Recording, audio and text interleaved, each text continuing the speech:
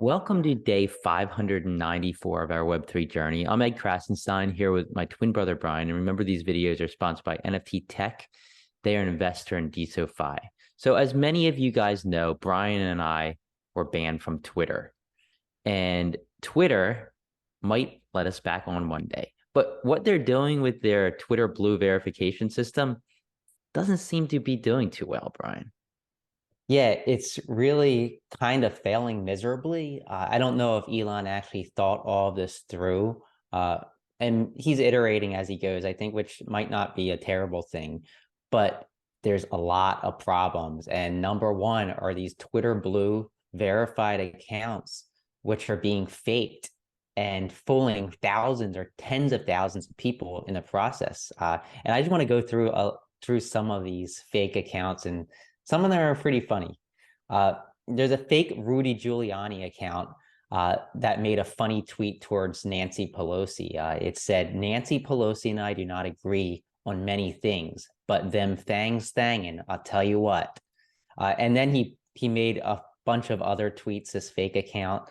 And I don't know if this one fooled many people, but there are a lot that did. Take, for example, a fake Adam Schefter tweet about NFL coach Josh McDaniel saying that he was fired by the Las Vegas Raiders. And so many thousands of people retweeted this.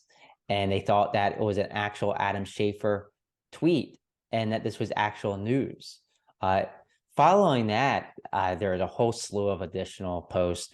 Someone verified the username George W. Bush and then posted a post saying, I miss killing Iraqis. And then a Tony Blair account retweeted it, a fake Tony Blair account. It was just kind of a shit Are we show. gonna have a war started because of people using verified Twitter accounts? I mean, I hope people aren't that trigger happy, but you never know. Someone also verified another username for Apple TV and sprung a few jokes. There was also a fake Twitter account that was verified in order to try and sell people verified Twitter accounts that come with free NFTs. They were giving away free verified Twitter blues. It just keeps going on and on from there. Someone created a fake Valve account and it was verified, and then Twitter recommended that other people follow this fake verified Twitter Blue Virgin or Valve account. Someone with a large following created a fake account for New York Yankees pitcher Aroldis Chapman, and then posted that he's signing a 3-year contract with the Yankees, got a bunch of Yankees fans really excited. Someone then created a fake verified LeBron James account and tweeted that they're officially requesting a trade from the Lakers. I think the sports space was really involved in a lot of these pranks. A verified Mario from the video game actually gave everybody the middle finger, which obviously was kind of funny. Probably not funny to Nintendo, but it just keeps going and going. And I think that Elon just rolled this out without thinking about the possible repercussions. I think that maybe they need to actually verify these people, like maybe check their IDs.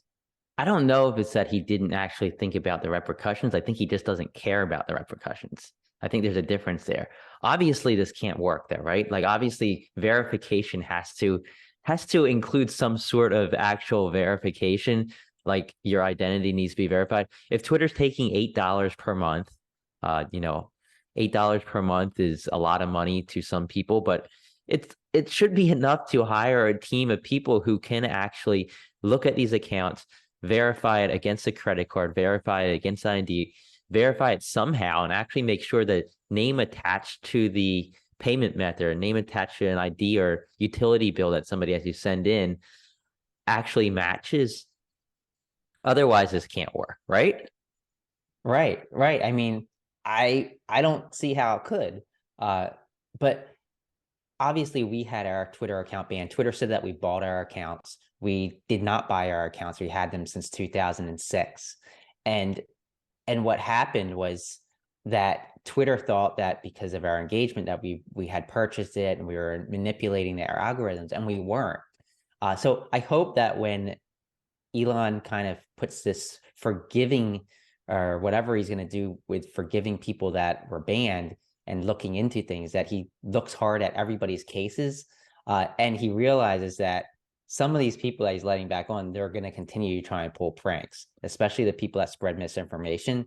So it's definitely something that has to figure into his ultimate plan, I think. To be fair, though, Elon did tweet, please note that Twitter will do a lot of dumb things in the coming months. We will keep what works and change what doesn't. I guess if you're somebody who has built SpaceX, a company, by essentially crashing $60 million rockets just to test if they can launch or if they're going to fail, I guess experimenting on Twitter just doesn't seem that severe to you. But I think Twitter users and people who are hardcore Twitter users, this is really doing some harm, at least in their eyes. Maybe Elon doesn't care if all this money he spent on Twitter becomes some huge social experiment. I don't know. Yeah, Twitter Blue is probably that $60 million rocket that they haven't actually tested completely and they expect will crash and burn. It's a But little they'll more than learn $60 something. million, though. Yeah, and probably more like $1 billion. This mistake could actually be $1 billion. But I think that with those rockets, what he does is he learns what he did wrong, goes back, fixes it, and those rockets eventually soar. So maybe it's going to work out the same way with Twitter. Maybe not. I guess we'll find out. It's going to be entertaining to watch. For sure. So let's move on to the DeSo blockchain. Natter made a post yesterday saying that the DeSo Foundation has 6+ years of US dollar runway at their current burn rate, which is a ton, and that it doesn't even count BTC treasury. So the Bitcoin treasury isn't even counted in that. And there's actually more in the Bitcoin treasury than there is in the US dollar treasury. He said, this isn't our first rodeo. We know how to weather a storm. We're prepared to keep building through an ice age. He also said that in 2013, we learned with the collapse of Mt. Gox that we shouldn't keep assets on exchanges. And in 2018, we learned we should keep enough in cash that we can survive a really, really long bear market. And this bear market might be going longer than a lot of people expected. Certain exchanges definitely aren't safe. Others might seem more safe, but ultimately, probably the safest way you can keep your Bitcoin is in a paper wallet or in a cold storage wallet. I know a lot of people just don't feel confident enough about doing that themselves, that they do use these exchanges, Brian and I included. But I think Natter's really prepared. And I think DeSo is really prepared to weather the storm. Two things here. I believe DeSo has 2,500 Bitcoin in their treasury, which would be around $47 million or so at the current price, which would probably be almost double what they have in cash, which is crazy. So really, if you go by the current Bitcoin price, they'd have like an 18-year runway. Now, number two, Solana. And I'm going to be almost 60 years old when they run out of runway. That's terrible. Solana made a post yesterday. Somebody at the Solana Foundation made a post and said that they have a 30-month runway at current burn rate, which is kind of crazy to me. Like they're saying it like that was a good thing, but that's only 2.5 years. Yeah, like what happens then? Are they going to be able to raise more money? Are they going to have to raise more money?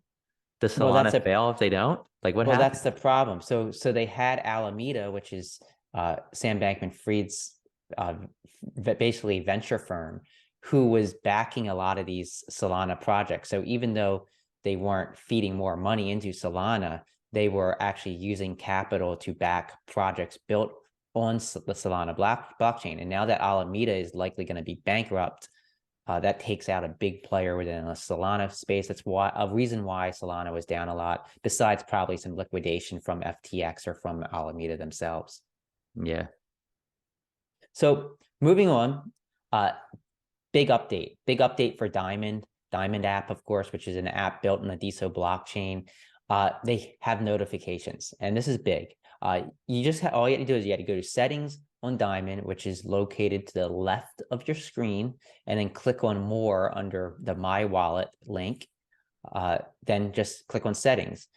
If you haven't already done so, enter your email address. then you're going to have the option to choose which notifications you want sent to your email. So great idea. I think this is a great way to keep user engagement up, keep retaining users, because once they get those, if you're getting notifications that you have a reply or a diamond, you're going to go back and check. So I love this. Finally, I hope we see other apps do the same. And I like how you can select which notifications you want to get emails for, like maybe just coin buys, or maybe, when you win an NFT auction or get an NFT transferred to you. So I love that. Love what Diamond's doing. Great job, Zordon. Great job, DeSo core team, in making that happen. And Natter had another post yesterday on DeSo saying that they're planning to launch an innovative hackathon soon. So we know the DeSo Labs crypto winter hackathons going on. It seems to be really successful so far, with just $7,000 in prize money. They were able to bring a lot of developers in and start projects. If the core team really gets behind an idea for a hackathon, I think, it could really flourish. But they want to do it on DAO. But first, Natter said that they're considering renaming DAO, rebranding it. But first, they want to get some feedback from the community. He wonders if they should even have the word DAO in the name. He said that DAO seems to be very polarizing as of late. I tend to agree. I think some people are beginning to equate DAO with Ponzi scheme, DAO with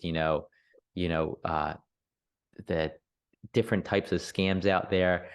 But I think a rebranding could be effective. I don't know. Like, the crypto space is so down right now that, it might be better to wait a little bit for that. I'm not really sure.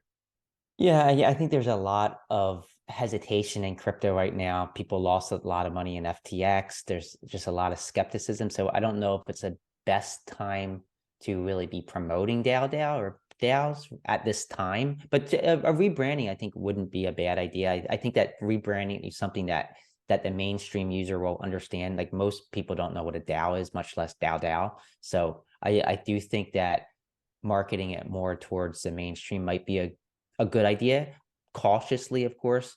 I'm sure there's going to be a lot of scammers out there, so I think that's important to try and avoid, but we'll see.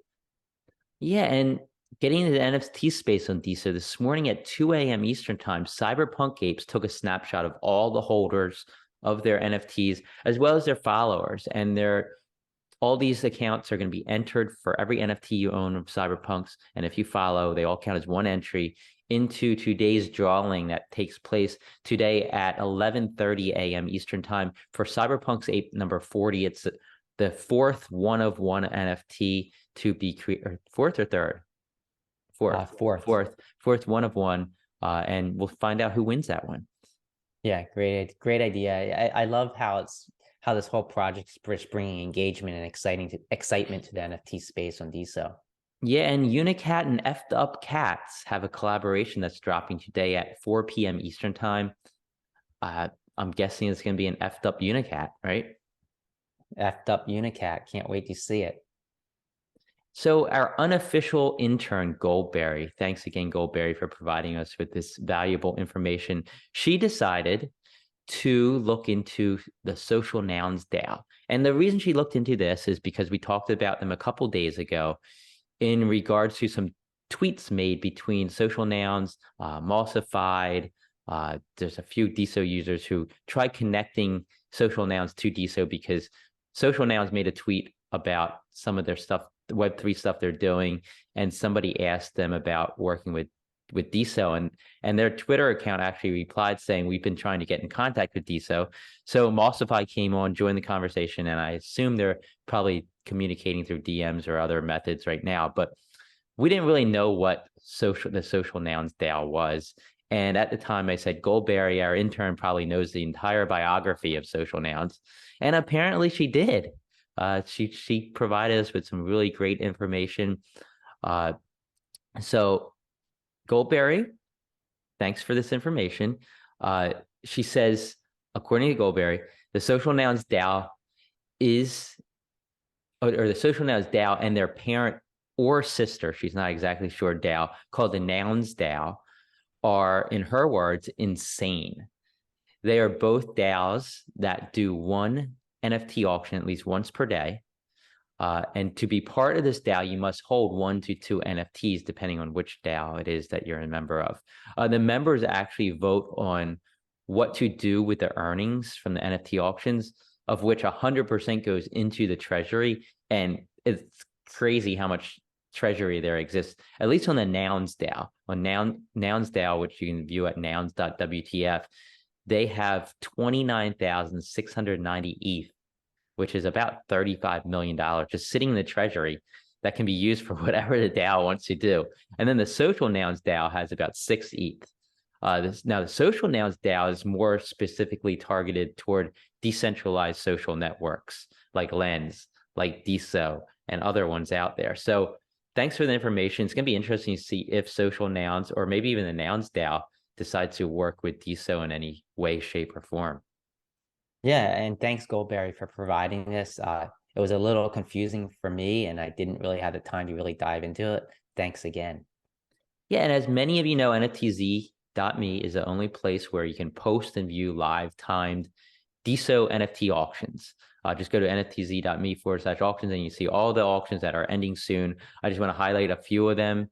IRM, the user IRM on DeSo, has a really cool DeSo themed NFT up for auction ending at 3 p.m. Eastern time with a minimum bid of just 0.007 DeSo. So pennies on the dollar. It's really a neat NFT. It's the DeSo logo in this like circular shape sitting in the middle of a field of grass. Death DeSo has a bunch of NFTs that are ending today as well at around 8 p.m. Eastern time.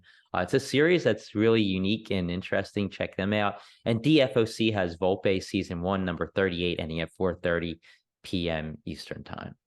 Yeah, and I quickly want to get to the top NFT bidders on the DeSo blockchain in the last 24 hours according to NFTZ, and they are as follows: Dead Metal, Ambitious Lynch, Comp Deck, Baron Rouge, Dr. Rob, Leo J, La Big Mac, Tobias Schmid, David J. Ryder, and 012345. And top Diamondapp creators over the last 24 hours, according to our friends at Altenbase, these people received the most diamonds or tips on their posts and replies on the DeSo blockchain last day. Clout Women Unite was number 1, followed by DeSo Creator ID, Natter, Save Crypto, Bid DeSo, Berdua, Aja, DeSocial World, Kelly DeSo, Anim DeSo, and Love DeSo. Seems like some bot accounts in there. Maybe we're gonna manipulation.